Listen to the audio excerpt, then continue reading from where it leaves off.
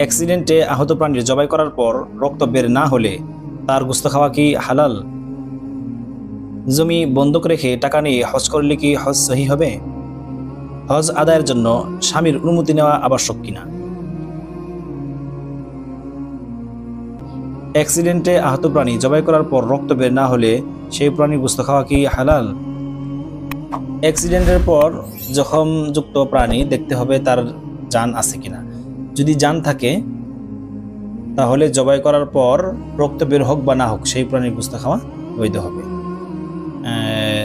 সঞ্জিত জানতে চেয়েছেন যে জমি বন্ধক রেখে টাকা নিয়ে হজ করলে কি হজ সহি হবে? জমি বন্ধক রেখে টাকা নিয়ে হজ করলে হজ সহি হবে, কোনো সমস্যা নেই।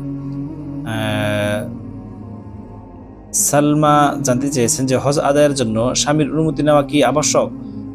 যে মহিলার উপর হজ ফরজ হয়েছে এবং সমস্ত শর্ত শারত পাওয়া যায় সেই মহিলার জন্য ফরজ হজ আদায় করার জন্য স্বামীর থেকে অনুমতি নেওয়া আবশ্যক না, তবে অনুমতি নেওয়াটা মুস্তাহাব।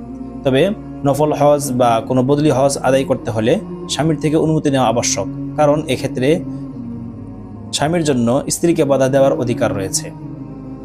অবশ্যই স্বামীর থেকে অনুমতি নিয়েই হজে যেতে হবে, তবে সর্বাবস্থায় মাহরাম ছাড়া হজে যাওয়া যাবে না, মাহরাম নিয়েই হজে যেতে হবে।